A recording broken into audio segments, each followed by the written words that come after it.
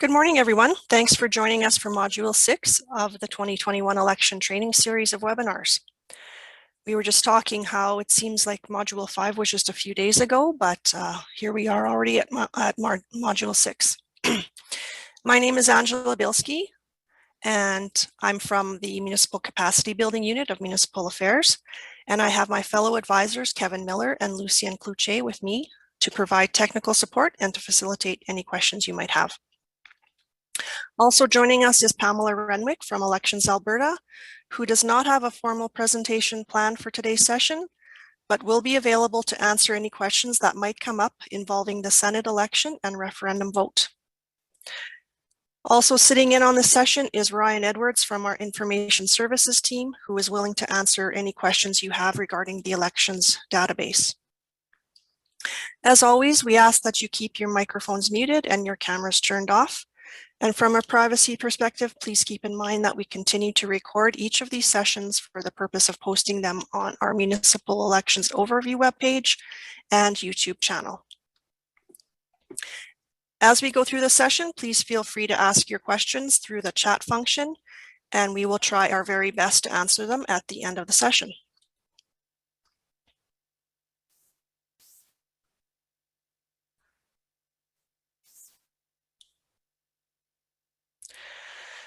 So we're now starting on the second half of the training modules, still with the intent of completing them by the end of June. We're starting to see the very faintest light at the end of this election training tunnel if you squint really, really hard. But whoever said this was going to be more of a marathon than a sprint knew what they were talking about. I've included the tentative dates for the rest of the sessions on this slide. Since Module 10 will not apply to those of you from school divisions, as you do not use the elections database, you folks are well over halfway through the training. And for those of you newbies out there that may be having to manage special ballots for the first time, my colleague Kevin Miller has graciously offered to do a supplemental session on all the necessary steps, starting from the council resolution to provide for special ballots through to the securing of documents. Kind of a special ballot session. We will be sending out registration information for that session as soon as we confirm a date, so make sure you keep an eye out for that. So just a quick look at the main pieces of legislation available on the Queen's Printer website that governed the 2021 election and the resources we've developed to accompany this session. So you must be aware that the Local Authorities Election Act is the primary piece of legislation you need to have on hand as you conduct your elections. And again, make sure you have the newest version of the Laea that is dated January 1st, 2021. Then there is the Laea forms regulation that local jurisdictions not conducting the Senate election and referendum vote will be using. So school divisions and summer villages will use the regular Laea forms regulation, and almost all of these forms are now available on our election forms webpage. But municipalities and other jurisdictions that will be conducting these extra votes will be using the Referendum Senate election and Local Authorities Election Act forms regulation. It's a bit of a mouthful, which we mentioned in Module 5. I have a slide to review the list of these forms, and I will talk about them in a few minutes. To help everyone navigate these two forms regulations, we have developed two different forms instructions manuals. Hopefully you have the right version of the manual printed off and handy so you can refer to it during this session. So if you are from a school division or a summer village, your regular elections processes are not being impacted by the Senate election and referendum vote. So you will be using the regular forms that you've always used for the election of your school trustees and summer village councillors. Version 1 of the sample forms and instructions manual you will be using was attached to the email I sent out to everyone yesterday morning. Please ensure you are using the manual with the subtitle that says, "For local jurisdictions not conducting an election in conjunction with the Senate election and referendum vote." So again, there are no changes for school divisions and summer villages in terms of forms or any other elections processes. However, if you are with a municipality, you will be conducting these additional votes and must use the forms that combine the Senate referendum and municipal information, plus additional forms that will be necessary to count the Senate and referendum votes. All of the forms you will be using are included in version 2 of the forms instruction manual, which was also an attachment to the email from yesterday. This manual has the subtitle that reads, "For municipalities conducting an election in conjunction with the Senate election and referendum vote." And as always, if you haven't already, please make sure you are familiar with any election bylaws already in place in your local jurisdictions.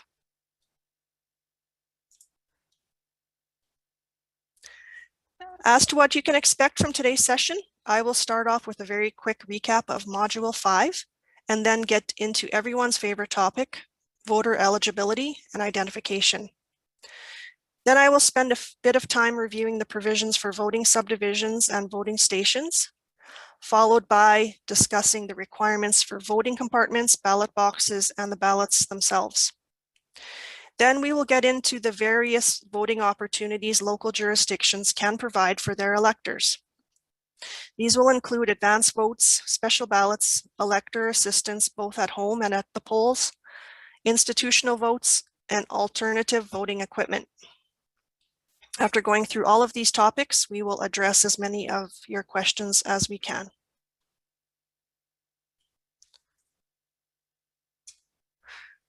So in Module 5, Pamela provided lots of great information specifically for the municipalities that will be conducting the Senate election and referendum vote.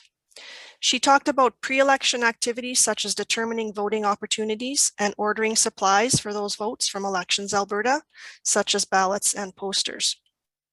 Pamela also covered the processes that will be taking place, the time from when the election is proclaimed until the day the voting is conducted. Then she finished up with post-election activities, including counting of votes, reporting the results to Elections Alberta, and retaining the voting materials.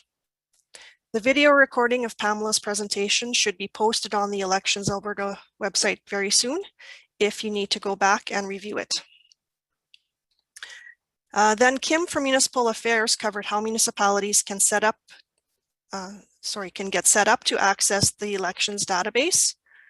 And she explained how to get started by entering contact information for the returning officer. She also explained how it will be used to order ballots and posters from Elections Alberta and how results of the Senate election and referendum vote will be entered.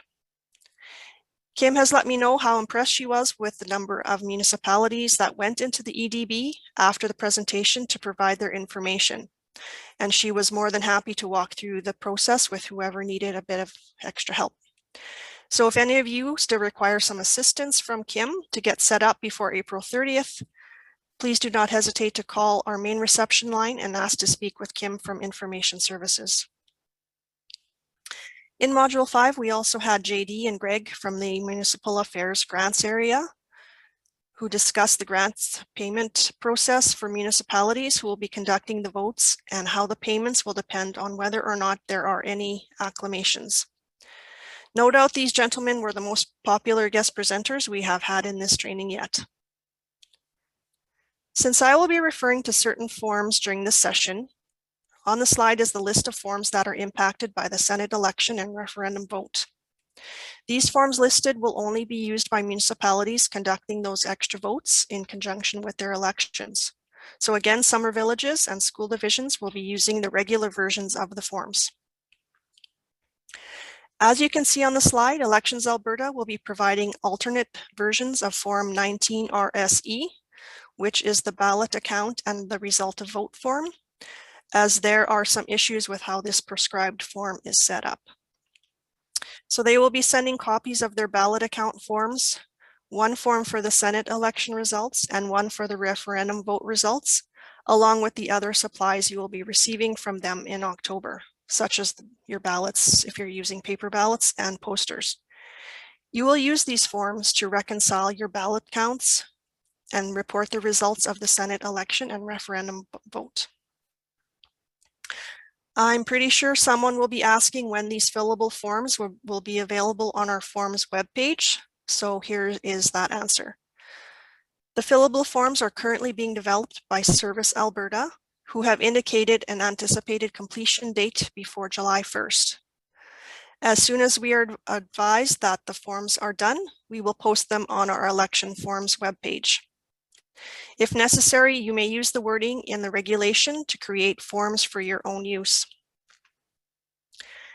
And probably another question people are thinking about is the oath of returning officer and the statements for the election officials forms. So yes, if you have already completed those forms in the regular version, you will need to do that again in these in the version for the RSE forms. So if you think this is becoming a bit mind-boggling, trust me, you're not alone. There have been days when my mind has gone way beyond boggled, but hopefully it will become clearer for all of us as we continue through these sessions and work with Elections Alberta to address a few of the challenges that are popping up here and there. So on that note, let's get started on the provisions in the LAEA related to voter eligibility.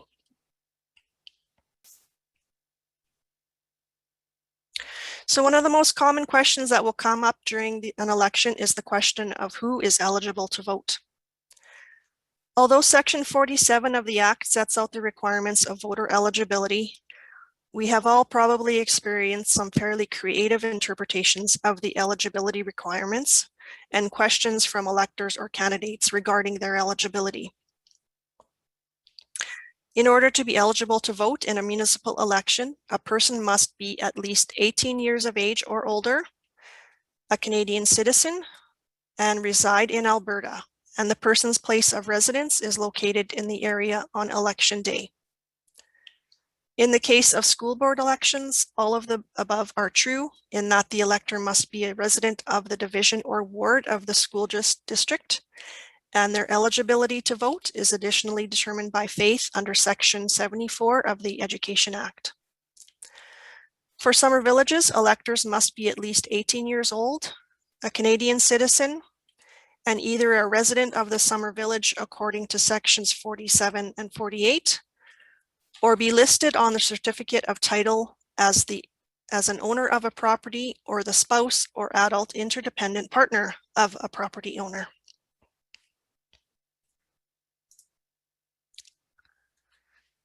In Section 48, the LAEA also establishes the rules that govern residents, which for those lucky people that may have more than one residence may need to be applied. Or some might consider that unlucky if a person has 2 houses to clean or 2 yards to maintain. According to this section, a person may only be a resident of one place at a time for the purposes of voting. If a person does have more than one residence, that person must designate one residence as the person's permanent place of residence.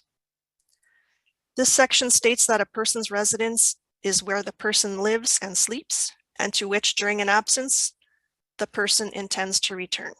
So that is a fairly broad statement that can sometimes be tricky to be applied, but that's how it is worded. When it comes to students, a student who attends an educational institution within or outside Alberta temporarily rents accommodation for the purpose of attending an educational institution and has family members who are resident in Alberta and with whom the student ordinarily resides when not attending post-secondary is deemed to reside with those family members. A person's residence is determined by the following in order of priority. So at the top of the list is the address shown on the person's driver's license or motor vehicle operator's license issued by the Government of Alberta, or an ID card issued by the Government of Alberta. The next level is the address to which the person's income tax is addressed and delivered. And finally, to determine a residence is the address to which the person's mail is addressed and delivered.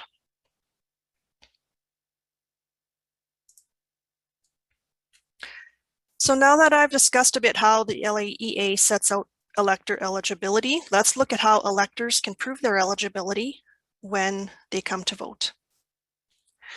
But first, let's get an idea of what your local jurisdictions have put in place to address proof of eligibility.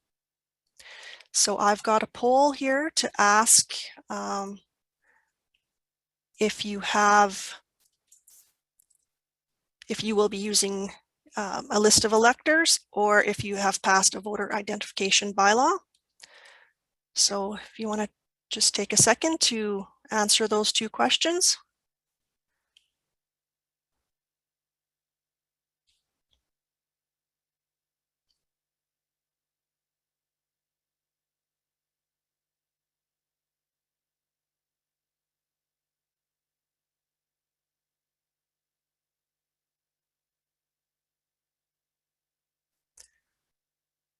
Okay. I will let everyone see what the results of that were. So we do have a few folks that indicated they will be using a list of electors. A good chunk of those people are unsure about that. And then we have a few places that have passed a voter identification bylaw already, and still a chunk of that that are unsure, but actually the deadline to pass such a bylaw has already passed. So probably the majority of people won't be using that bylaw. All right, thanks very much. So first of all, if a local jurisdiction chooses to use a list of electors, the proof of eligibility is taken care of when the enumeration is done in order to prepare the list. So if a person's name appears on the list of electors after all that enumeration, people have gone door to door to collect all that information, they must be permitted to vote. If your local jurisdiction is not using a list of electors, which as we saw is probably the majority of the jurisdictions, every elector who attends a voting station for the purposes of voting must sign the Elector Register, as well as produce for inspection proof of eligibility in the form of identification. So here, this is a mention of the form for the Elector Register. So some of you might remember the Elector Register form was once known as Form 8, but it is now lucky Form 13. For summer villages, it is Form 13 SV. And for those of you that will be conducting the Senate election and referendum votes in conjunction with your election, you will be using Form 13 RSE. This form is almost exactly the same as Form 13, but it simply adds the checkboxes for the issuance of the Senate and referendum votes. So how do you know what type of ID your electors must produce in order to vote? So the local jurisdictions that have passed a bylaw no later than 6 months prior to nomination day, which we are already passed, that identifies the number and types of ID required to prove an elector's name and current address and age if applicable. The bylaw must specify that a returning officer shall accept one piece of ID referred to in section 53(3)(b). So in other words, the bylaw must specify that government issued ID or one of the types of ID off the list established by the provincial chief electoral officer that establishes name and current address must be accepted. And from speaking to some folks from local jurisdictions from the day-to-day, it sounds like some municipalities have chosen to pass bylaws that require 2 pieces of ID that show the name and current address of an elector instead of just the one. And like I already mentioned, the date to pass such a bylaw was March 20th. So if your jurisdiction hasn't passed one already and you're not using a list of electors, you will rely solely on the ID requirements as set out in section 53. So these requirements are that electors must show one piece of identification issued by a Canadian government that contains a photograph and their name and current address, or one piece of ID that has been authorized by the Chief Electoral Officer of Alberta under the Elections Act that establishes their name and current address. But please note that not all of the forms of ID on the Chief Electoral Officer's list will be acceptable for local elections. Only the ones that show a name and current address.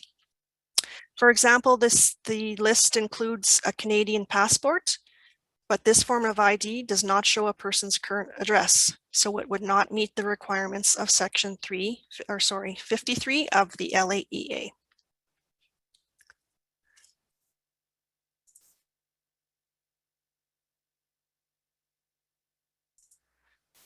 So this next slide is the list that you can find on our website at the address at the top of the slide there. And I have a couple of slides showing all the types of ID approved to be acceptable for the proof of elector eligibility under the LAEA. So by looking at this list, you can see it's quite extensive. And at the end of the day, the goal is going to be to allow anyone that is eligible to vote every means necessary to allow them to prove their residency in the jurisdiction. And the last thing anyone wants to do is to disenfranchise voters. And here are some additional alternatives for people to get written verification of their residence. I'm not sure how often this is used, but they could get an authorized representative from one of these facilities to sign a letter confirming their address. Especially for our folks from rural areas, we know that post office boxes on a driver's license can be a real point of contention when people come to vote. As was the practice during the last 2 elections, the returning officer may accept ID that shows a post office box number as the address instead of a residential or legal address if it is in reasonable distance to the voting jurisdiction. But is there anything in the LAEA that addresses the situation involving a person showing up at the voting station without any acceptable ID that shows their name and current address? For example, a person moved into the municipality on October 1st and has not had the address on their driver's license changed or received any other bills or documents at their new address. How can they vote if they can't show they are eligible?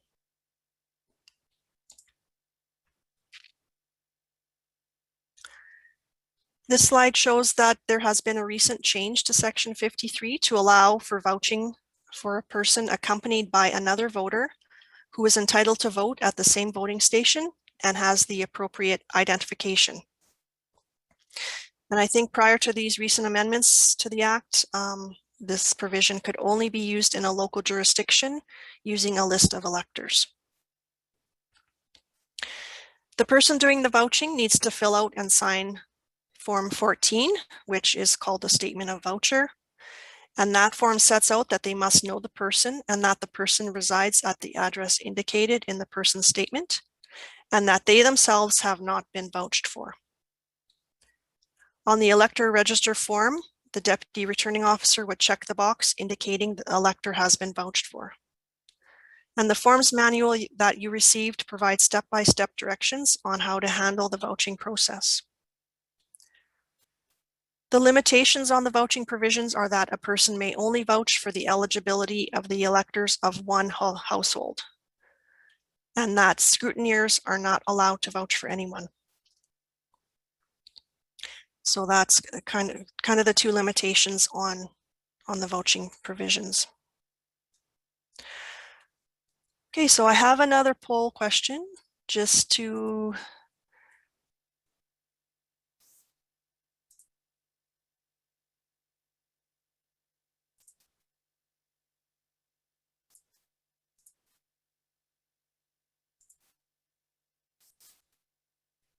Okay, this poll question I have just is a bit of a little test of the voter ID discussion I just had.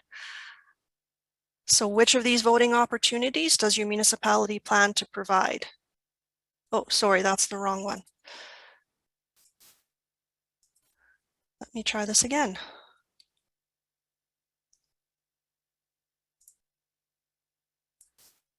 There we go. So select all the forms of ID that are considered appropriate to prove elector eligibility under the LAEA. So choose as many of those options as you think that would be applicable.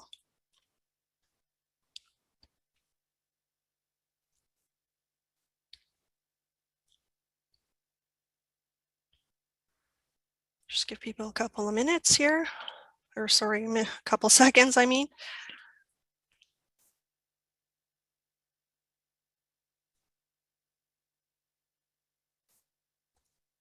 Okay. So from that list, I had mentioned earlier, a Canadian passport does not show someone's current address, so that one would not be appropriate under the Laea, as well as a social insurance number card does not show a current name and address, so that one would not be acceptable to use in municipal elections, but the other ones all would be appropriate. All right, thanks very much for everyone for participating in that.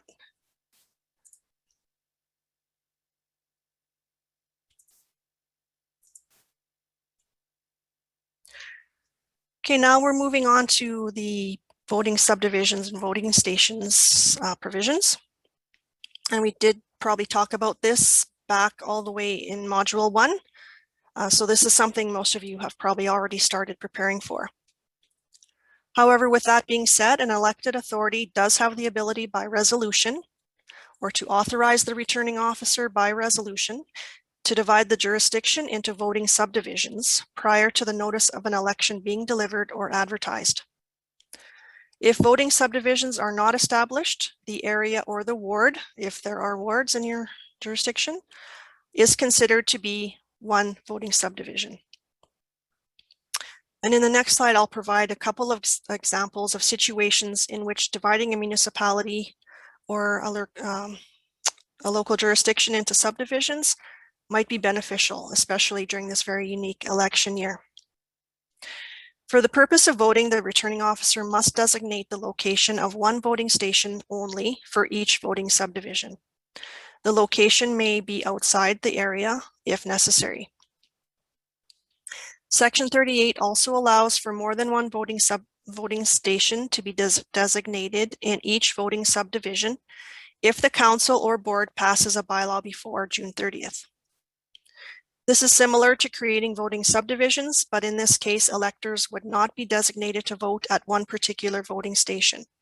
So that means the risk of someone voting more than once could be a bit greater. If in the event that a voting station is not available on election day, the returning officer must designate another location and post notices directing electors to the new station. Because of this, we highly recommend that that part of your planning includes a backup location or locations in the event that something happens. So this could include things like sewer backups, flooding, or some other type of catastrophic event, which is probably not likely, but it could happen. So might be a good idea to have that in the back of your plans there somewhere, where your alternate location would be. So always have a contingency plan in place in case you have to move your location. So now for a couple of examples of why municipalities might want to consider using the provisions for voting subdivisions and voting stations, particularly for this election. And I have to admit, I never really paid much attention to these provisions, but this very atypical election year might provide some good reasons for using them. So the first example involves a rural municipality with 5 wards that will be conducting the Senate election and referendum vote. And in this municipality, each ward is considered a voting subdivision by default, and therefore a polling station is usually offered in each ward. In a typical election year, polling stations are not necessary in those wards that are acclaimed. However, the Senate election and referendum vote must be offered to all electors according to the provisions of the legislation.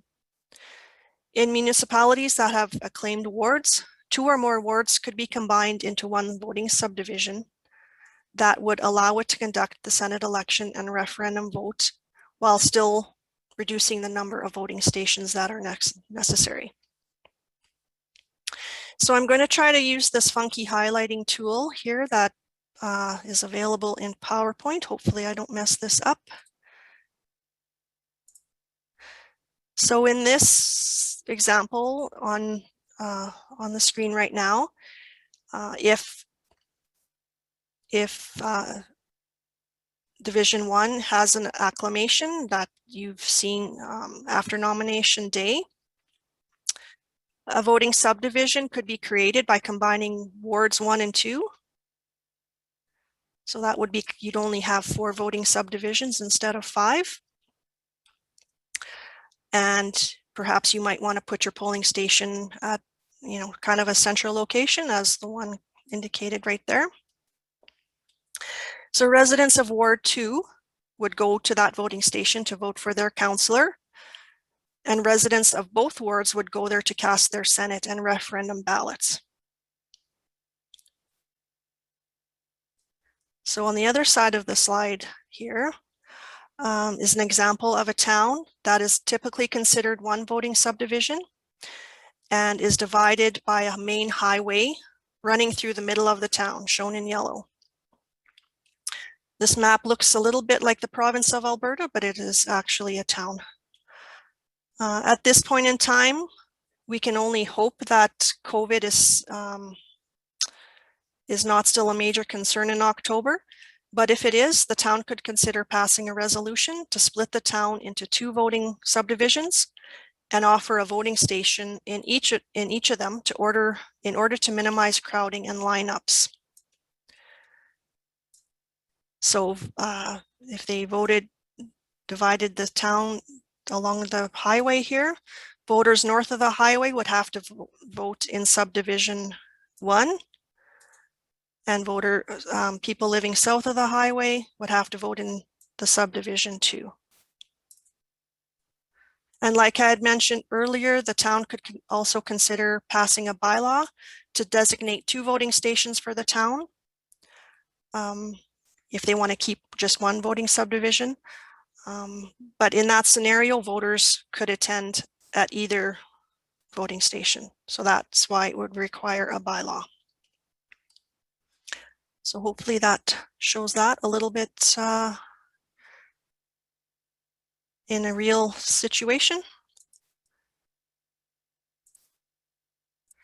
Just going to get rid of this here.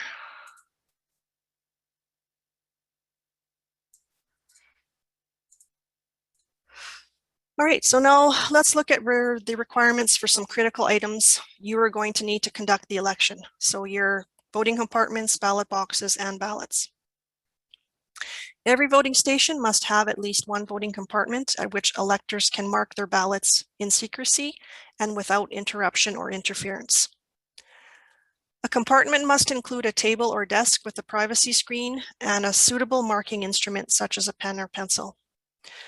When setting up your voting stations, you want to take a really good look at the layout from all angles and make sure no one can view in any way how electors are marking their ballots when they are in the compartment, especially if there is a loft, a second floor, or windows in your room or your facility.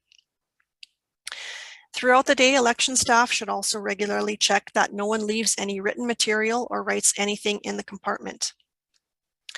As for ballot boxes, there is no longer a ballot box regulation, but Section 39 requires them to be made from a durable material and constructed in such a way that ballots cannot be removed unless the seal is broken. We've already been getting lots of people asking where voting compartments and ballot boxes can be purchased for this election. So we found out that the RMA won't be providing a purchase program for election supplies this time around.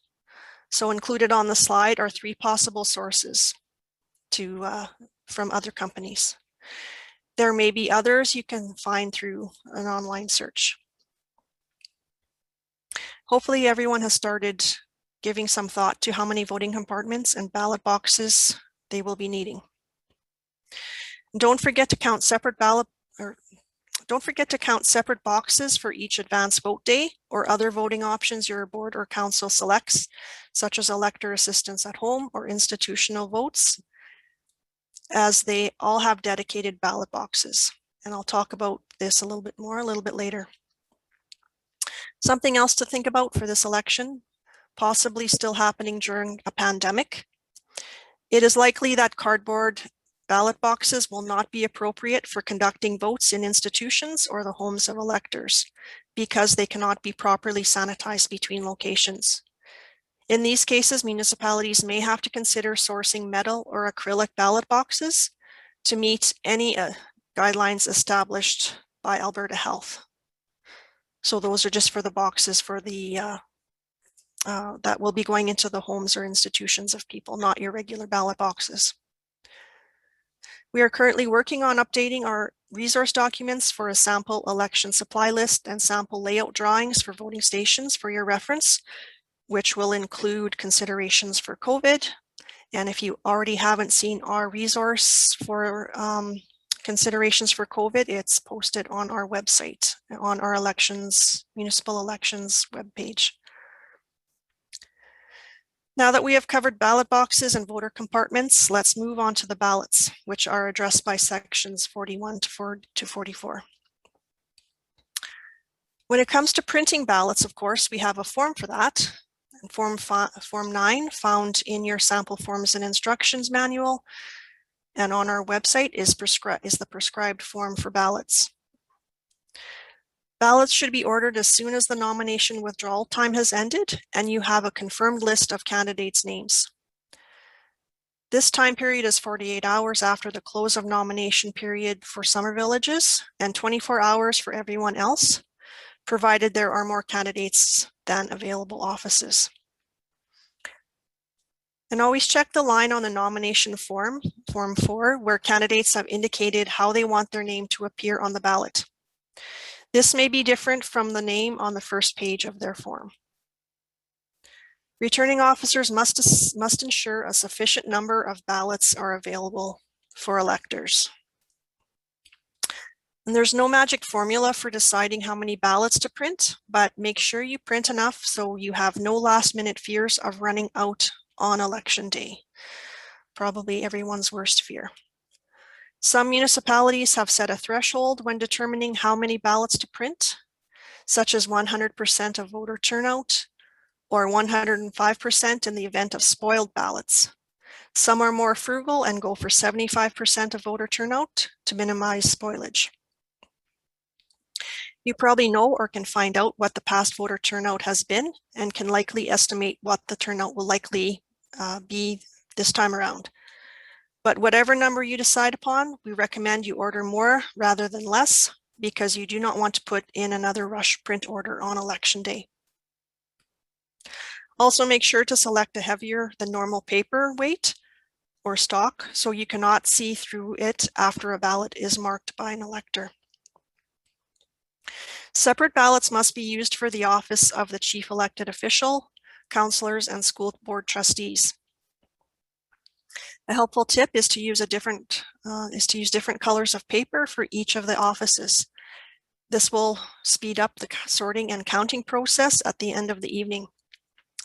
The names of the candidates for each office must be placed on the ballot in the prescribed form. For those of you using voting machines, the form of ballot is established in your bylaw, but I will talk about that a little bit later on. What do the ballots need to contain? Each ballot must contain an explanatory note stating the maximum number of candidates who can be voted for. And the ballot used for the position of chief elected official must state that the ballot must not be marked for more than one candidate. Section 44 outlines that each ballot must contain the name of each candidate, and they must be arranged alphabetically in order of the surnames. If there are two candidates that have the same surname, they must be arranged alphabetically according to their given names. An elected authority may pass a bylaw providing for the printing of ballots in lots. If your municipality does have this, you must ensure ballots are printed in as many lots as there are candidates for the office. In the first lot, the names appear in alphabetical order. The second one, the names appear in the same order, except the first name in the first lot becomes the last name, and so on and so forth. If lots are being used, the ballots at each voting station shall be made up of combining ballots from the different lots in regular rotation, so that no two consecutive electors may receive ballot papers from the same lot. What about the ballot form for a vote on a question? And Section 44 outlines that if there is to be a vote on a bylaw or question, the elected authority must determine the wording of the question on the ballot. Either council or the returning officer can determine the form of the ballot. However, the ballot question must be worded in such a way that there is no confusion for voters to select a yes/no response to the question. So for example, you wouldn't want to have a question that says, or a ballot that says, we do not want to build a skateboard park, or something like the municipality stops using photo radar. Those couple examples are not very clear on how a person would choose yes, no. So you need to make sure it's crystal clear. All right, so moving on to the next little section here. Municipalities are provided the option of offering additional voting opportunities for electors depending on the needs of the municipality or the school division. These options may include advance votes, special ballots, in case electors with disabilities at a voting station or at home, an institutional vote, or the voting machines. So as always, these voting opportunities are offered based on the needs of each individual jurisdiction. So you are the ones that know your municipalities and school divisions the best and know what is going to work for you in terms of providing the opportunities that your voters need. So I just wanted to do another poll to see what people are planning on doing for this election coming up. So I'm going to put them all up on the poll and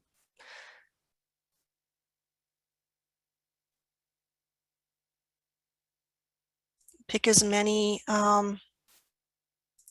as you will be using in your municipality or school division. I'll give you a couple seconds to do that.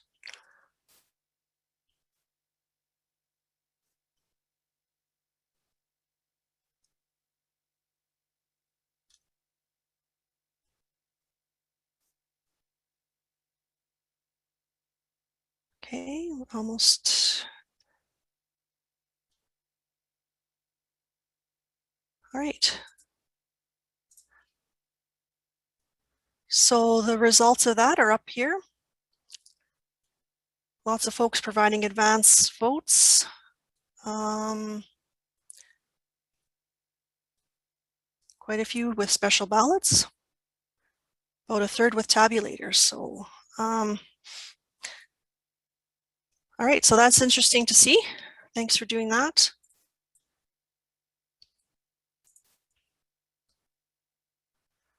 Okay, so we'll go through these one by one, starting with advance vote.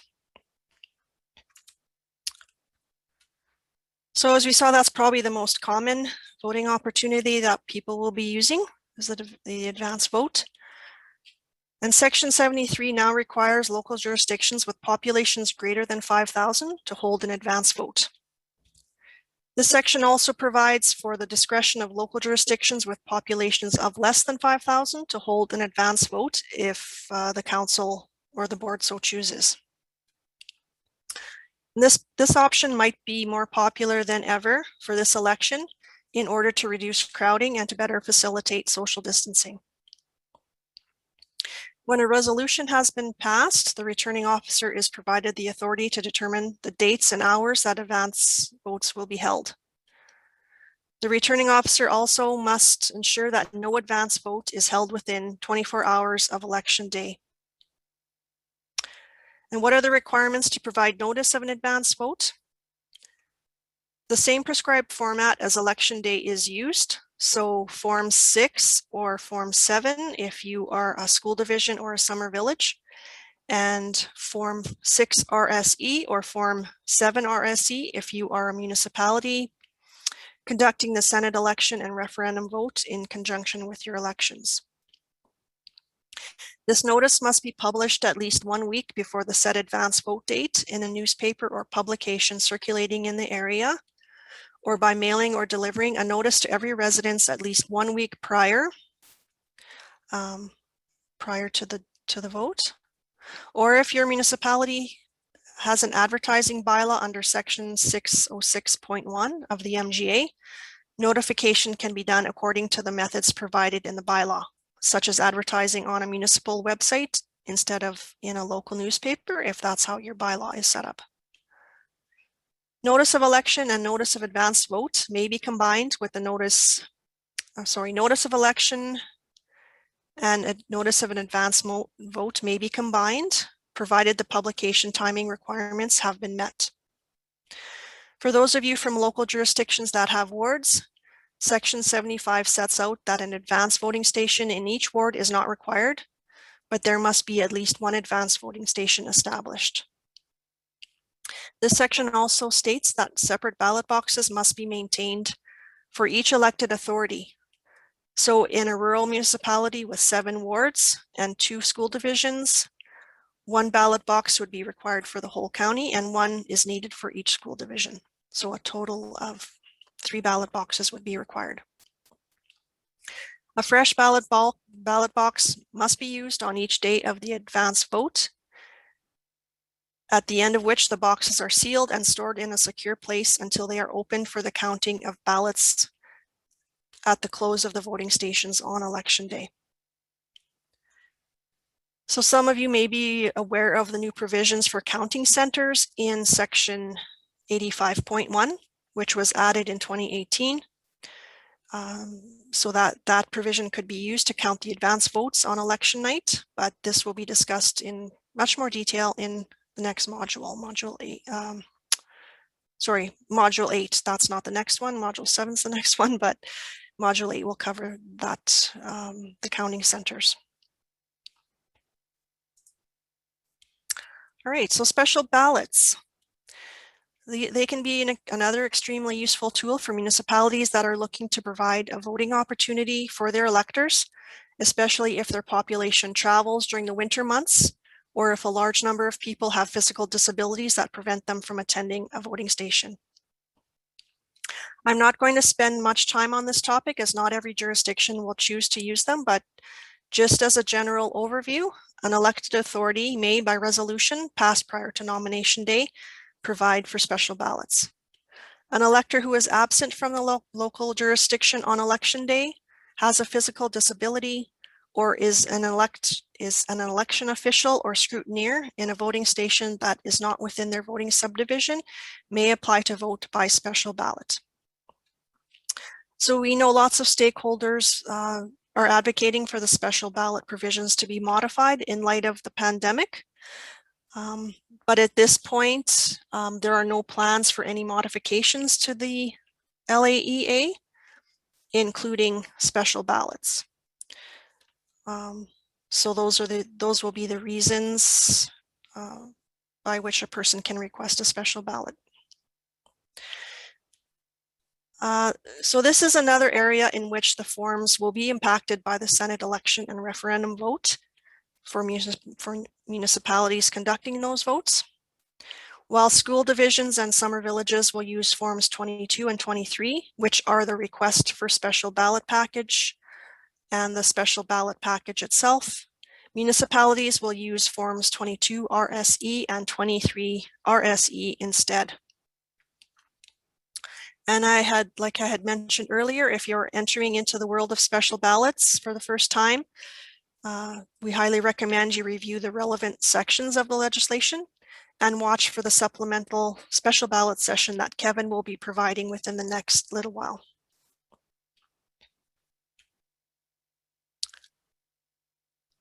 Next is a process of how returning officers or deputies will handle an elector requiring assistance at a voting station. At the request of the elector, a DRO must assist in the marking of a ballot of a voter who is blind or in another way physically disabled.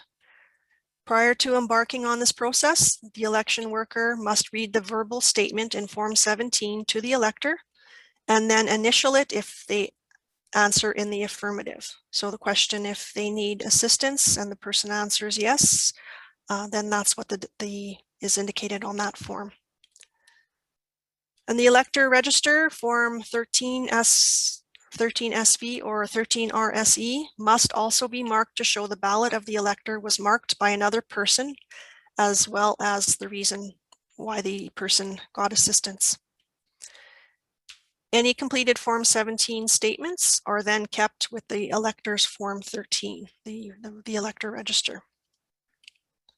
In the event that an elector is accompanied by a friend or relative that will be helping them, the prescribed form for the friend or relative and the elector must also be completed.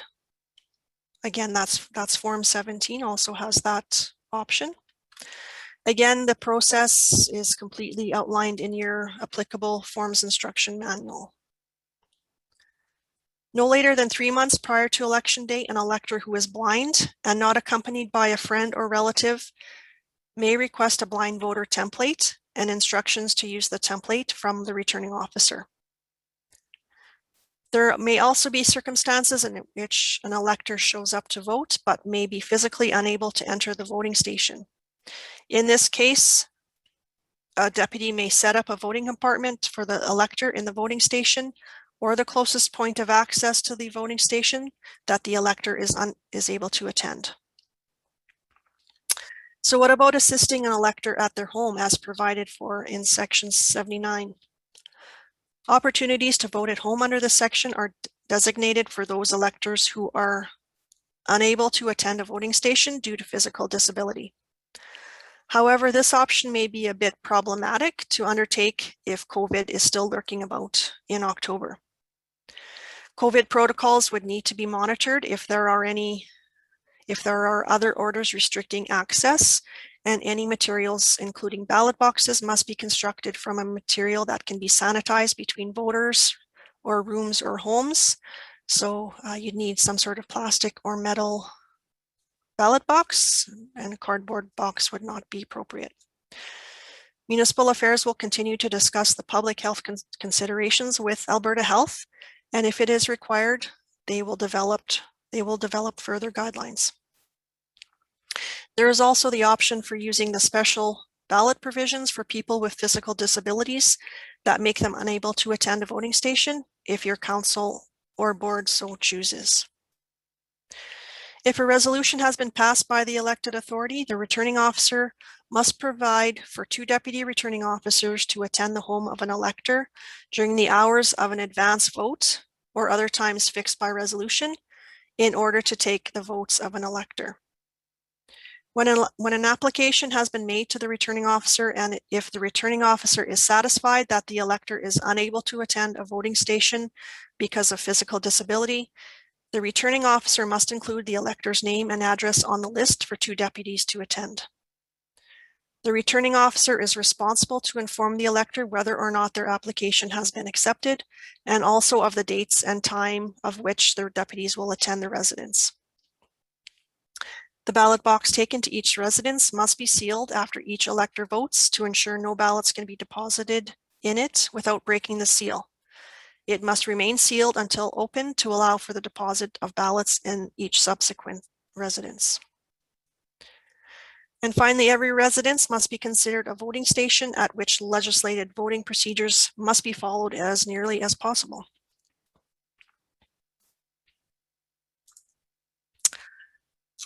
All right, so the next slide talks about institutional votes. So you know the drill. An elected authority may pass a resolution allowing for the designation of the location of 1 or more institutional voting stations for an election. The returning officer must fix the times on election day that the votes in the institutions will be taken. Section 80 also allows an institutional vote to be held on the same day as an advance vote is being held. Only those electors who are confined to a treatment center in a local jurisdiction, such as hospitals, auxiliary hospitals, or nursing homes, or are a resident of a supportive living facility, such as a seniors lodge or other facility that has folks being taken care of in there, that is established as an institutional vote are eligible to vote at that voting station. So only those residents can vote during an institutional vote. Candidates, official agents, and scrutineers may only attend the institution in the event that the location is fixed in a public area. They are not permitted to attend individual rooms.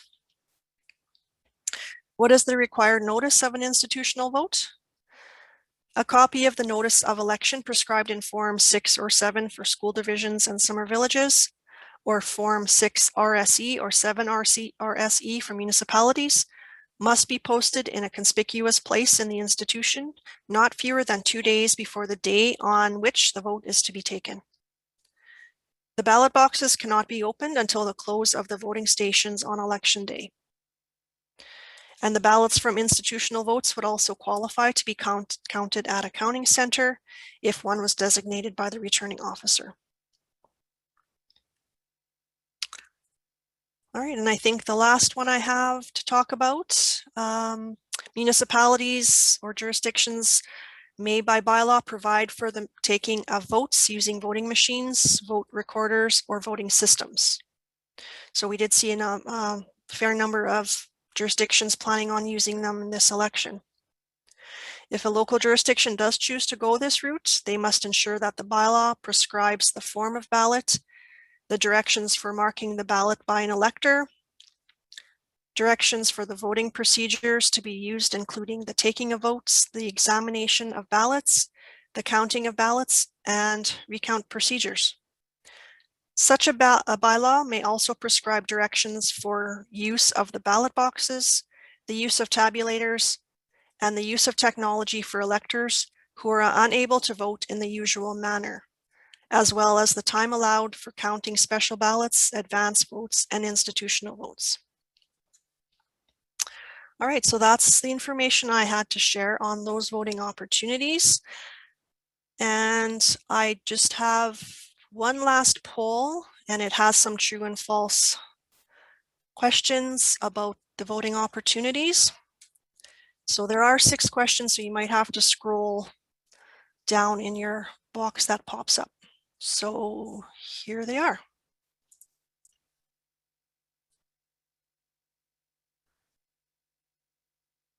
I'll just give people a couple minutes to go through those.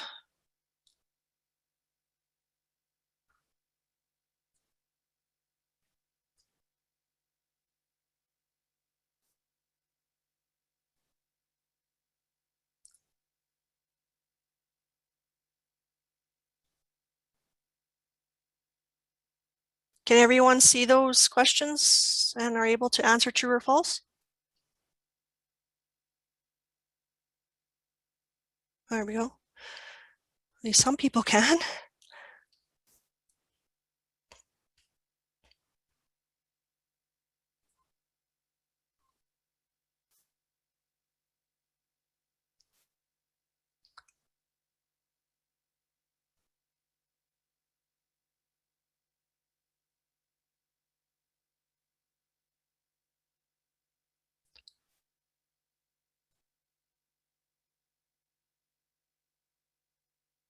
Okay, I'll just give another minute or two.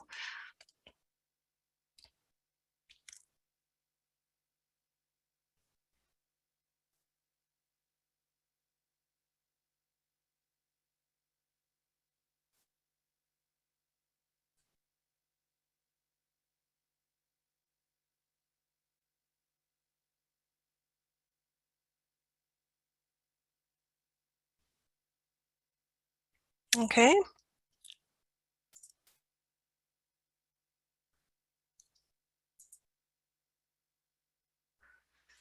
Okay, so just quickly going through those before, first one, before assisting an elector with marking their ballot, a DRO must make the prescribed statement in Form 17. Actually, the DRO doesn't have to make a statement if they're helping someone, they just have to initial the form, so that one is actually false.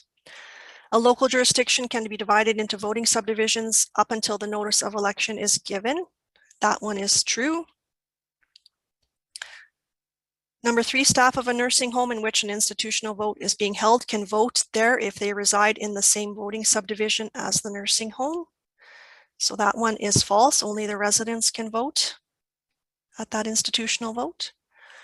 Number 4, an advanced voting station is not required in each ward of a local jurisdiction with a population greater than 5,000. So that one is actually true. You could put advanced voting stations, say in the north or the south. You don't have to have one in every single ward.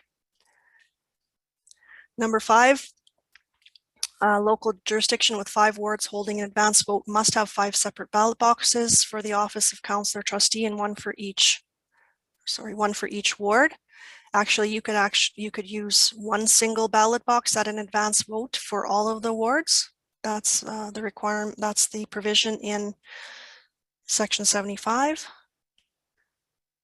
And the last one, a bylaw must be passed prior to nomination day to allow for special ballots.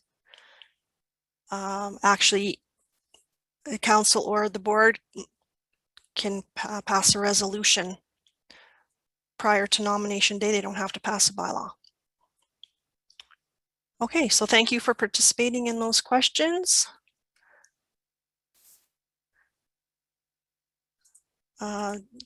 In the slides, I had another listing of all the resources that are available to you. If you have any questions that come up or you need some information, you can always pick up the phone and give someone a call.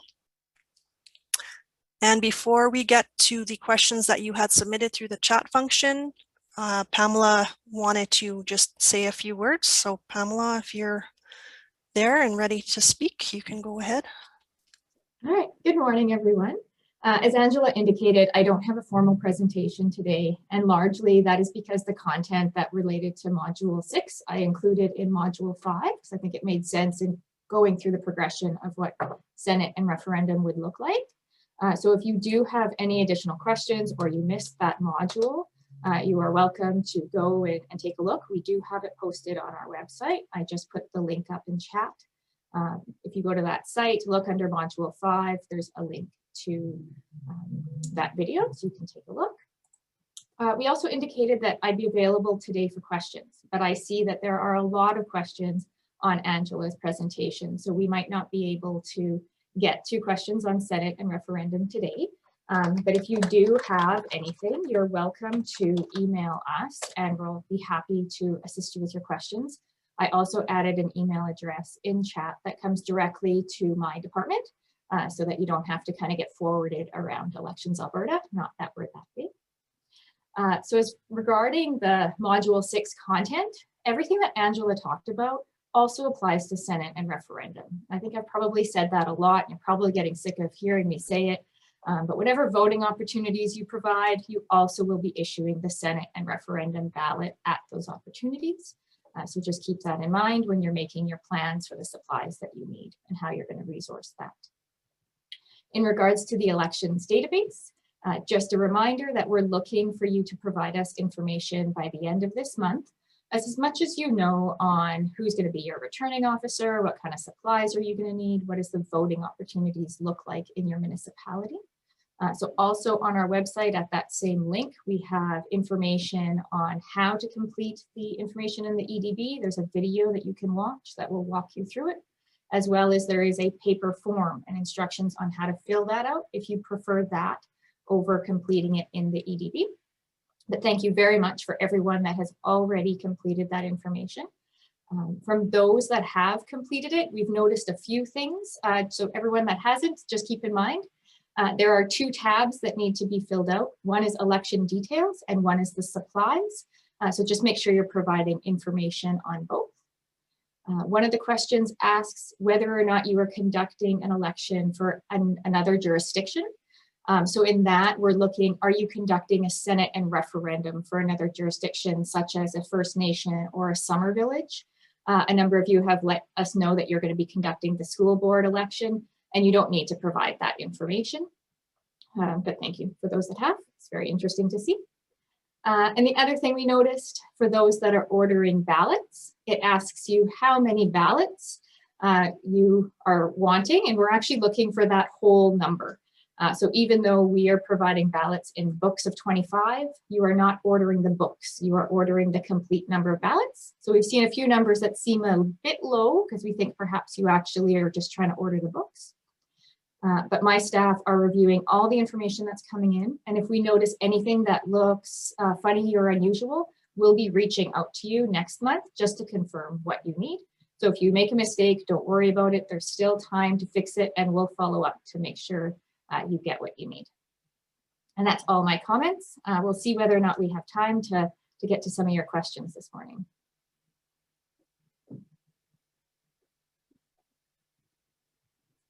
All right, thanks, Pamela.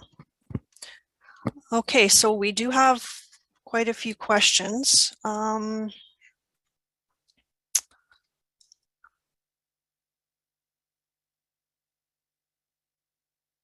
So I will go through them as best as I can. We had a few people asking that if we haven't received an email yesterday, where would we request a follow-up? So you could either give us a call or email to the email address on the resource page, and we will get that information to you. I do take all the people that register for the sessions and send them out according to the list I get through Eventbrite. So I'm not sure what the issues have been with people, but just give us a call or an email and we will get that to you.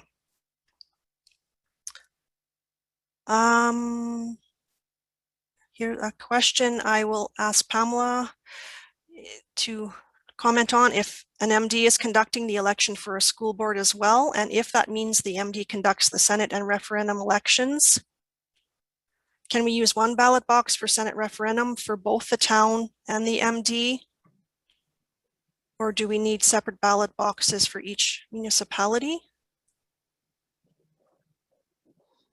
I think that one's a little bit difficult to understand. I'm trying to get the relationship because I think the question I'd seen said there was multiple municipalities. Next module, module 7, we're going to be talking about ballot boxes, whether or not we need separate ballot boxes. So I'm going to commit that prior to then, Municipal Affairs and ourselves are going to have some conversations around municipalities doing multiple elections. Where can we kind of combine some of the ballot boxes and where they need to be separate? So if you're okay to just wait a couple of weeks for that next module, we'll come up with an answer for that one. All right, thank you. Okay, there was a question: when do the new when we do the new combined forms, should we be keeping a copy of the original form, like the oath of the returning officer, so that we have a record of the original date of signing authorization to perform duties? So it's probably a best practice to keep those oaths on file, especially until all the election activities have been completed. So yeah, keep the first oath that was signed as well. They would be retained in accordance with your records management practices and section 101 of the Laea, which talks about disposition of materials. So hopefully that answers that one. If a new Canadian citizen required, is a new Canadian citizen required to provide a citizenship card or proof that they have become a new citizen? So the answer to that is no. They would need to sign the Elector Register confirming they are a citizen.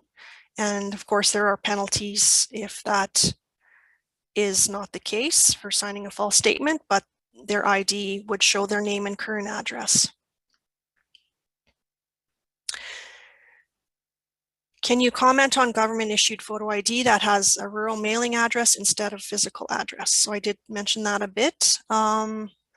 Many rural voters across the province don't have or don't use municipal addresses as their primary addresses. Many use post office boxes.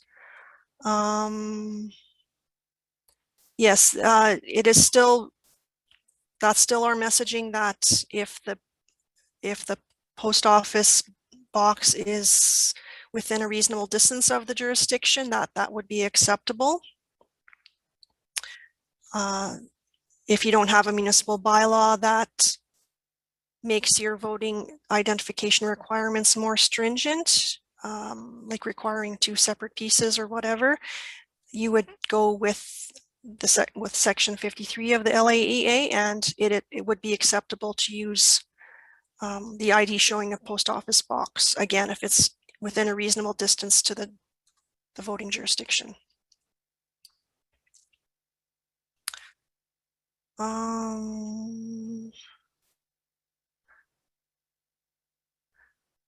Okay, there's a question if municipalities have agreed to run the election for the school division.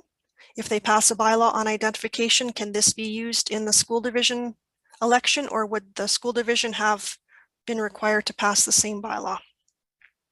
And I believe Levon from Alberta Education has said that the agreement should identify which party will pass a bylaw, and the bylaw would apply to the votes for school board trustees as well as council members as agreed.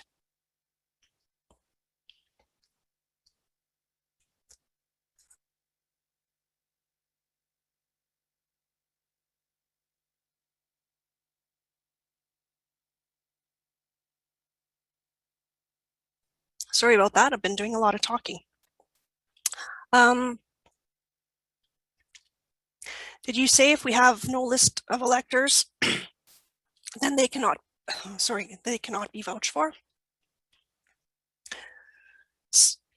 So now that was a previous provision that it was only, excuse me, vouching was only acceptable for jurisdictions using a list of electors, but now the Laea has changed. So even if you don't have one, vouching can still be used in any municipality.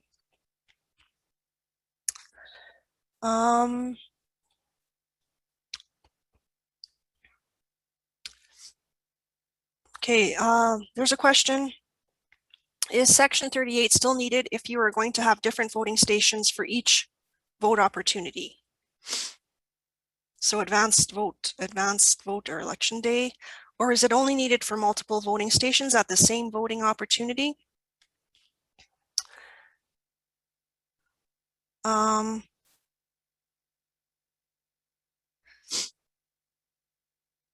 So section 38 applies to voting compartments. I think this question is about voting stations. So voting stations at advanced votes are addressed under section 75. So it's a little bit different than the stations on voting day.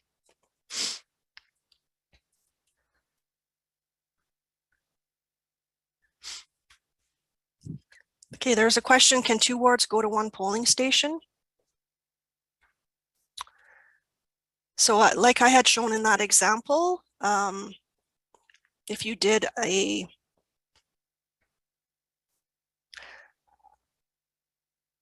sorry, I'm just reading this here. Can 2 wards go to 1 polling station? So if you combined your wards into one, if you combine 2 wards into 1 polling subdivision, you could have 1 polling station for both wards. Okay, I think I'm gonna look at that one a little bit later.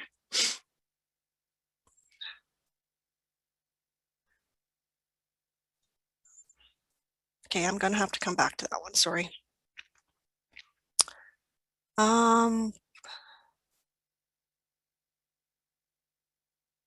Okay, so for that one, you can have a voting station that is outside an area. I'm sorry, I'm not sure I understand that question totally, but I will come back to that one. Okay, the next one. What if you had 7 wards all acclaimed? Can you combine the wards into 3 voting stations throughout the municipality? What is a reasonable distance to have voters travel?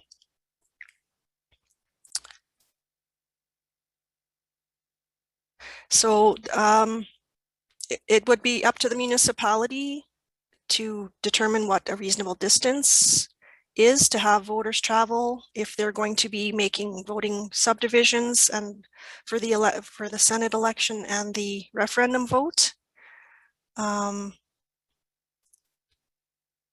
So yeah, you could reduce it to have 3 voting stations if you have 7 wards, but we don't really have any prescription on what reasonable travel is actually meaning for. It depends on the actual municipality or their council.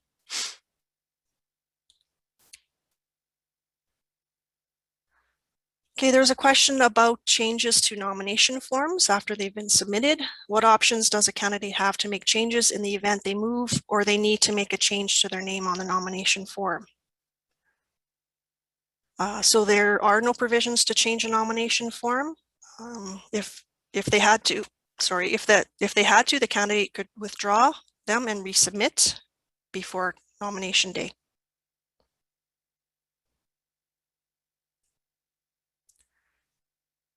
If you cannot receive ballots in time for special ballots, can you print your own?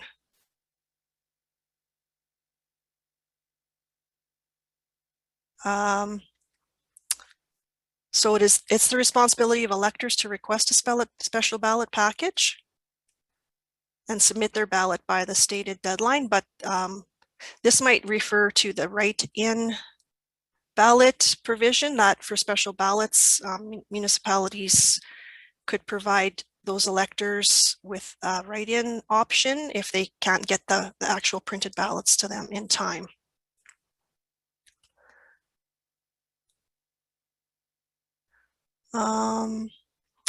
There's a question about a third wave in COVID-19 active cases. What is the reason Municipal Affairs is not opening up the restrictions of using special ballots for everyone?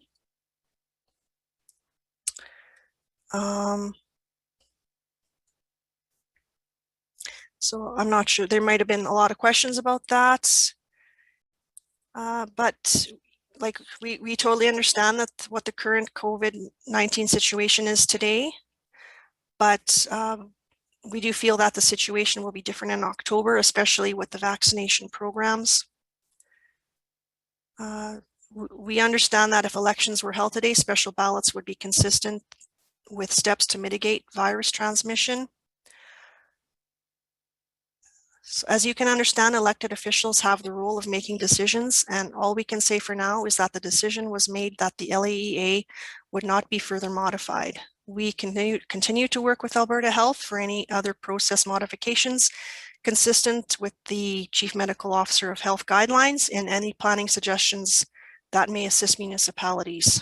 We have stressed with Alberta Health that any guidelines developed are best to be issued as soon as possible to help you with your election planning. So that's the position on that.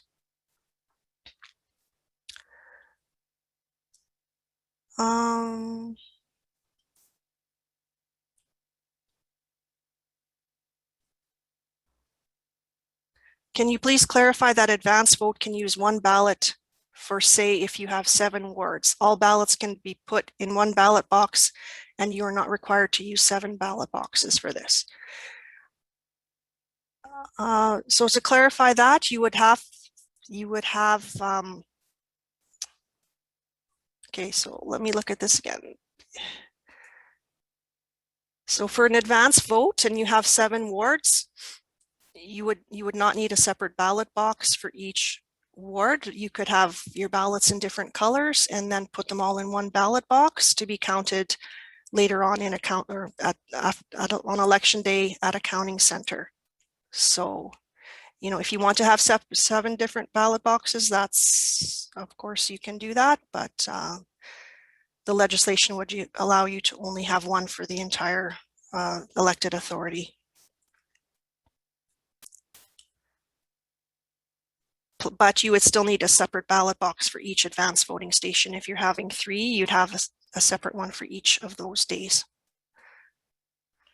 Where do we get ballot boxes that can be sanitized? I did see one of the companies that do offer an acrylic ballot box. They kind of look like the ones you would put contest entries into. But one of those companies does have acrylic or plastic options for ballot boxes.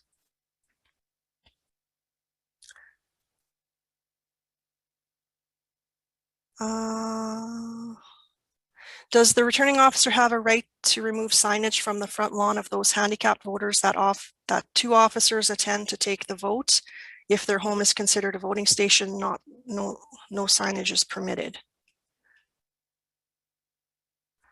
To answer that, we don't believe an at-home station is considered a voting station for the purposes of election signage or campaigning. It'd be treated a little bit differently.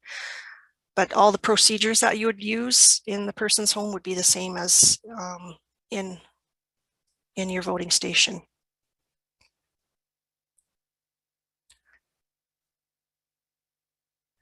There's a question about, have any of your municipalities developed a contract in place for those supported living facilities to hire election staff or returning officers?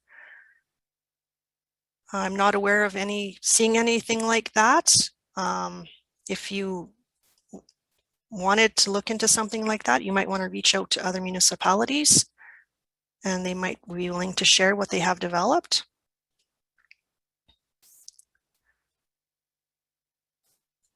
Okay, there's a few more questions here. Slide 8 refers to a CEO. So that's Chief Electoral Officer is with Elections Alberta, not a CEO of a company. Sorry about that.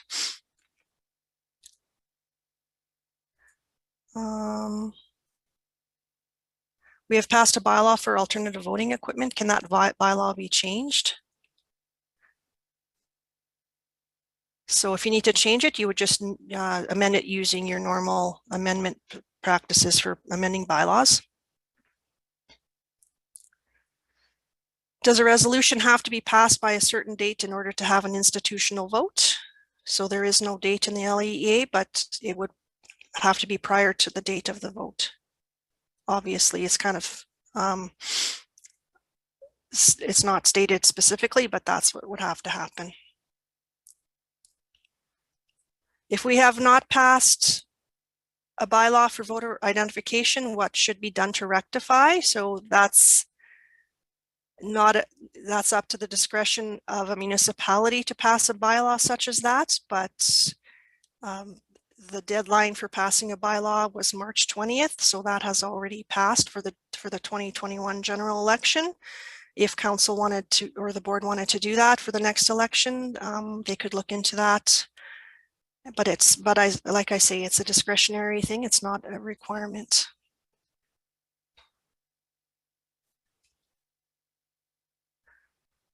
So elector assistance at home, if your municipality does not do an advance vote, do you still need to set up a separate vote date or use the actual election date? So if you don't have an advance vote, you'd have to do the elector assistance at home on the actual election date.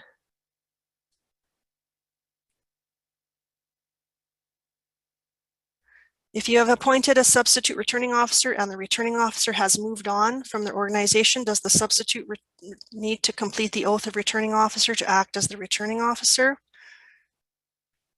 So if the substitute is permanently taking over for the prior returning officer, they would have to take the oath, the Form 1 oath of the returning officer.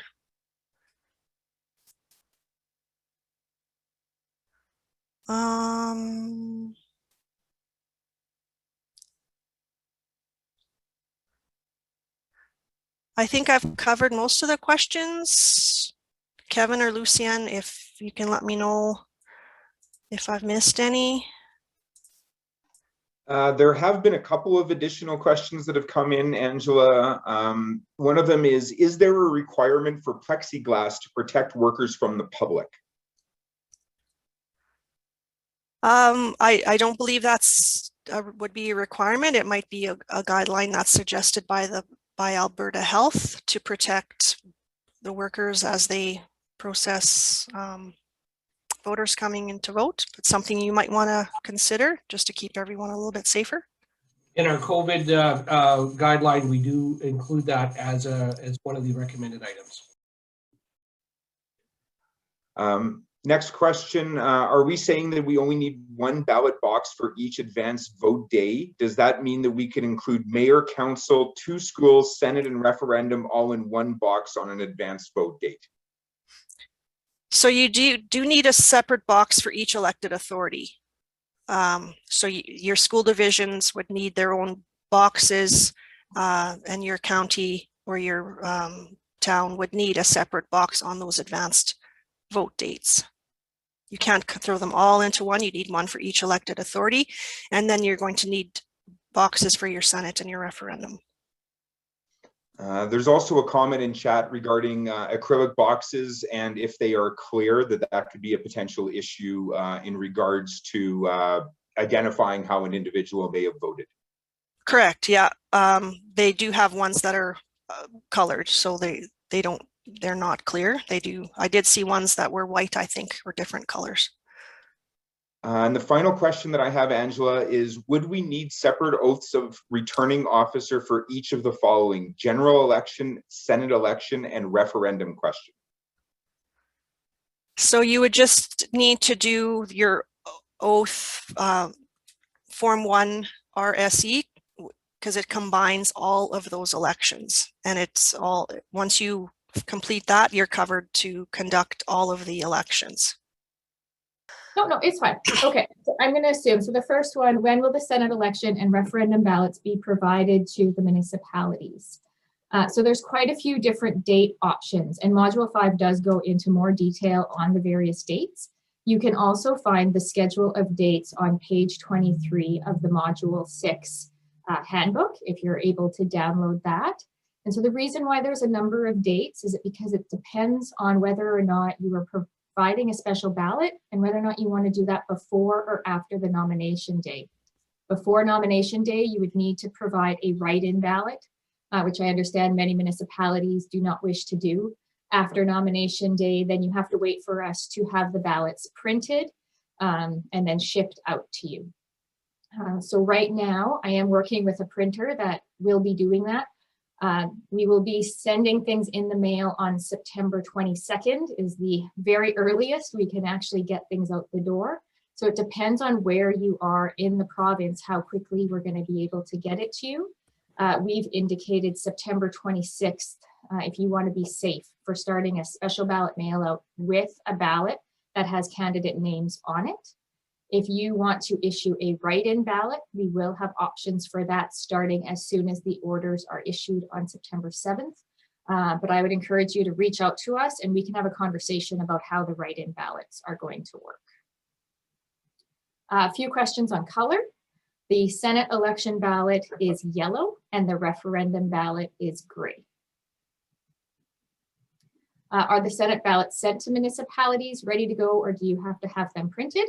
If we are providing your ballots, you will receive them ready to go. So they will be printed, they will be bound in books of 25, ready for you to issue to your election officers. Where we are not issuing them is if you have passed a bylaw to use alternative voting equipment. So in that case, you are responsible for providing the ballot. And so that question, I believe, was duplicated for both Senate and referendum. So in both cases, if we're providing you with the ballot, we are completing that whole process. You'll receive ballots ready to go.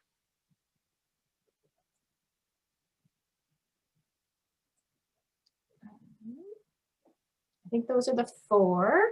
Repeat colors again. Senate election is yellow and referendum is gray.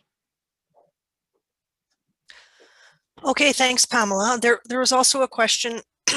Are specifics about an exact resident's current address required if a municipality is only holding provincial Senate referendum votes, with a municipal election not being required, with the thought being that as long as they are an Alberta resident?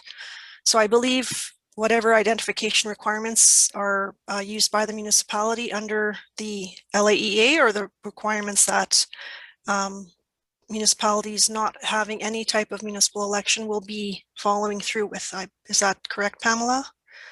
Yes, so even if you are not completing a municipal election because everyone's acclaimed or it's not being held that day, you are still running it against the Local Authorities Election Act. So all those same rules apply. So whatever identification pieces you would have required, any bylaws you have in place or resolutions, they all apply exactly the same. There's no new rules that come in for those. Super, thanks, Pamela. There was a question, are we able to perform RO duties even though the RSE oath form hasn't been provided? So for that one, the forms regulation for the RSE forms is available on the Queen's Printer website. And if the form hasn't been done by Service Alberta when you need it for your own needs, you can absolutely create the form for yourself using the wording in that regulation. Or you can sign the current RO oath now and sign the updated form when it is posted separately at a later date. But make sure to retain all of the oaths that you have signed all the way through. Even if you've signed both, make sure you keep them on file to retain. So hopefully that answers that question. If you feel you want to fill that form out, you can absolutely recreate it from the regulation. There are a couple questions about the faith question. Is there a recommended way for an election worker to ask a voter the faith question? And there's also one about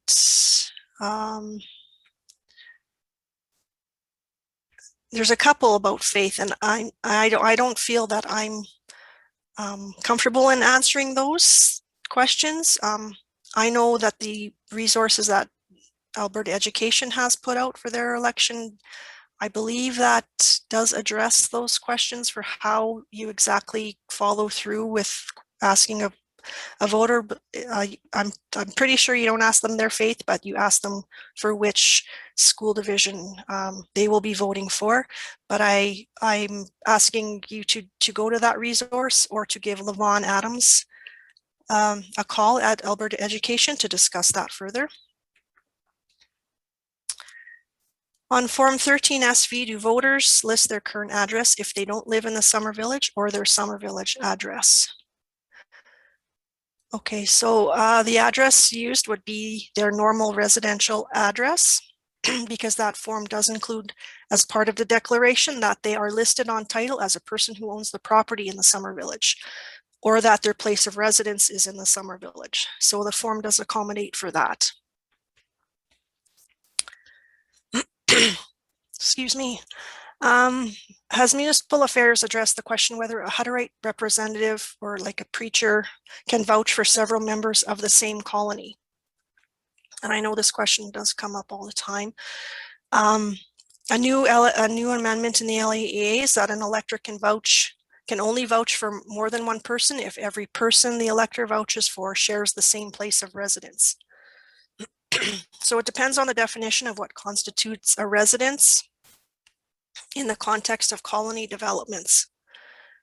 Residence is not defined in the Laea, so the interpretation is something that the municipality would need to get their own legal advice on to ensure there is proper application of this provision, to know if individual units in a colony building constitute a residence, like it would in an apartment building development, for example. There was a comment about passports having an address on the second page. But the address is not part of the official government identification document as issued by the Government of Canada. The individual writing in an address is not sufficient to determine residency. And we have a question about drive-through voting, if that's a possibility.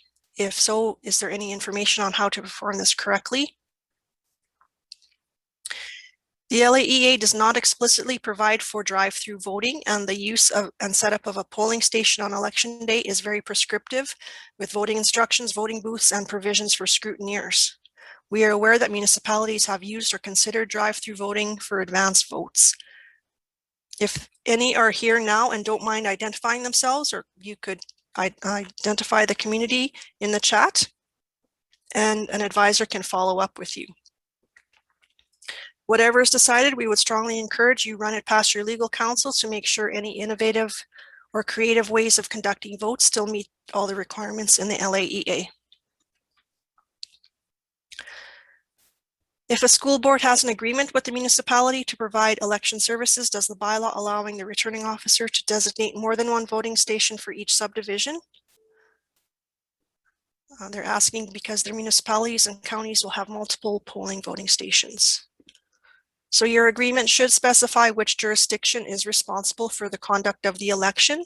Section 2, subsection 4 allows the responsible authority to pass bylaws impacting how the election is conducted. All right, special ballot voting again.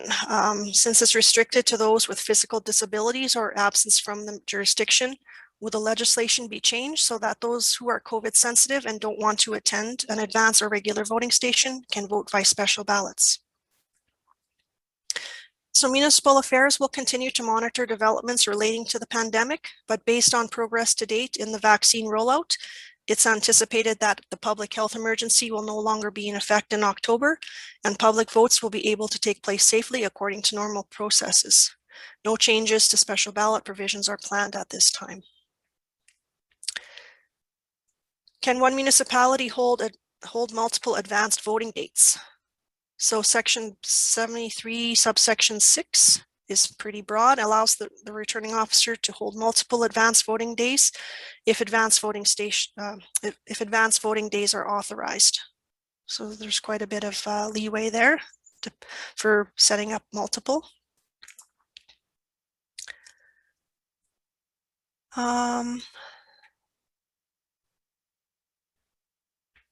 Did I understand you to say that a school division would need to pass a resolution to have more than one voting station in a ward?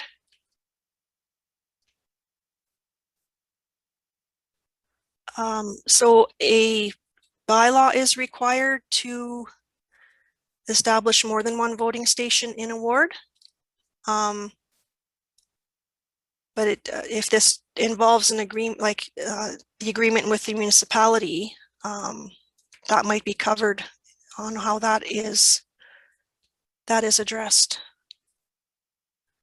I don't know if I've answered that question clearly or if I didn't get the gist of it, but if not, let me know or contact Levon on that one. When using voting machines, can we include the municipal ballot and school division ballot on the same piece of paper? So yes, you could have a composite ballot for all of the votes to be on 1 or 2 pages, including the Senate and referendum ballots.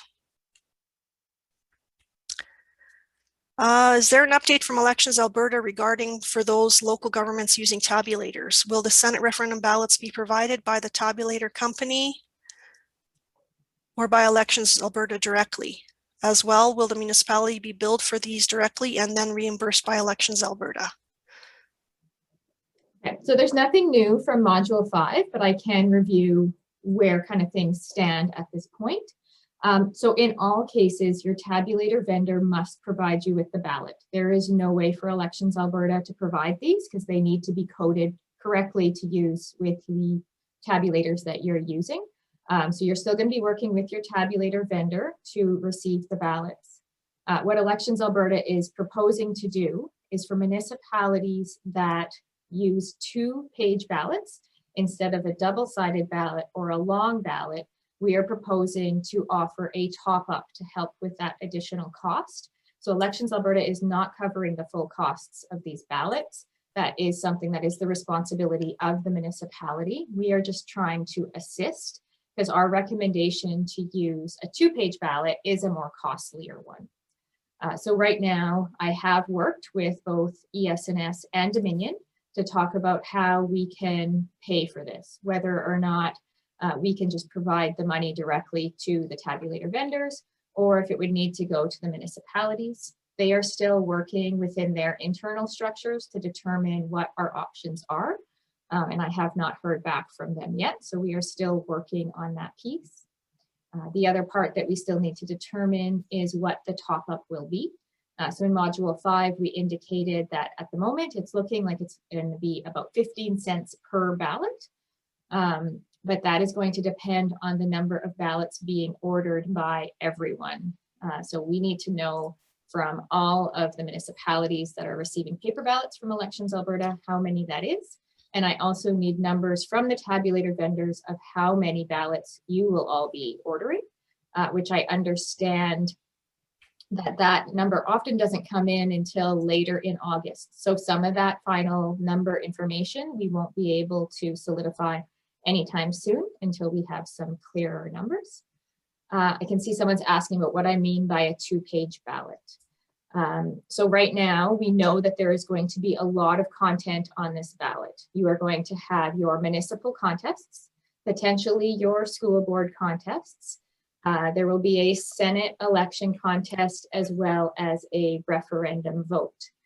Often on a tabulator ballot, this is handled through columns, but there are too many contests right now to fit those columns across the page. So our options are either to go into a longer ballot in which we stack contests on top of each other, which we don't think is a great idea because we might miss something that way and you're going to end up with a long ballot that's hard to issue and handle and use secrecy sleeves on. Or you deal with it by you can put those extra columns on the reverse side of the page. So that would be a double-sided ballot.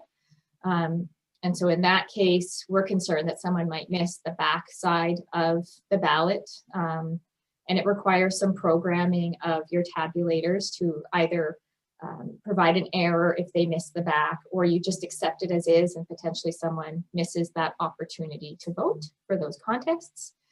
So what we're looking at is we think it's the best option to have 2 pages. So your first page potentially has all your municipal candidates and school boards, and then the second page would have your Senate election and the referendum. The elector would be issued both ballots. You'd have to do those instructions on how to mark each ballot, but we think that might be easier to distinguish between your municipal contests and your provincial ones. So that is the piece that we were recommending. And we go into that as well in Module 5 if you want to revisit that at all, or please feel free to contact me if you're not sure. So that's kind of where we're at. It's a lot of information that has to come together still to determine how we're paying for this and what that final number looks like. All right, thanks, Pamela. Are there any other questions that came in just now? Sorry, there's a few more that's related to, as I was talking, more things came in. Yay, for you. If the 2-page ballot is going to include all the elections, how can you have different colors? Okay, so the colors only apply to municipalities not using a tabulator or alternative voting equipment. These are for the ballots that we are issuing. They each get their own ballot box, and they're to help municipalities and electors in order to kind of deal with all the different paper ballots that you're going to have. On a tabulator ballot, you can use a composite ballot. You put them all together. There's no colors at all. They're all going to be your standard white tabulator paper. And it's double-sided, not recommended. Senate on one side, referendum on another side. We are not recommending double-sided. And on a tabulator ballot, you usually have capacity for columns.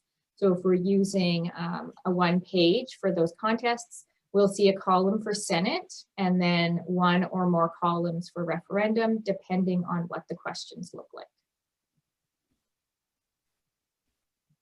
Okay, thanks so much, Pamela. I think that's it for the questions then, if no one has any more at the last possible minute here. We know this is a lot of information to digest all the way through, especially with the Senate and elections and referendum pieces, but we want to thank you all for your great questions. And again, thank you again for joining us today. We really appreciate your time and your participation. Again, if you didn't get a question answered that you had put up, or if something else pops into your head a little later on, please don't hesitate to call our main reception line to discuss the information you are looking for, or Pamela's line was included in the resource page, or even Levon Adams from Elections Alberta. anything about the EDB or anything like that. As always, I will be sending out a feedback survey for suggestions on improving our sessions, which we try to do our very best to accommodate if they are within our control. And thanks in advance for taking a few minutes of your time to complete that. And I mentioned earlier, registration information for Module 7 and 8 will be sent out shortly, along with that special ballot session. So please keep an eye out for that. I have a master list of people that have taken the session, so you'll be getting those emails directly from now on. Also, the returning officer manual for Module 7, 8, and 9 is now done, and it's should be posted on our municipal elections overview page if you want to take a look at that in advance and study up. And with that, thanks again, everyone. I think we can end it for today. Please stay safe out there and enjoy the rest of your day.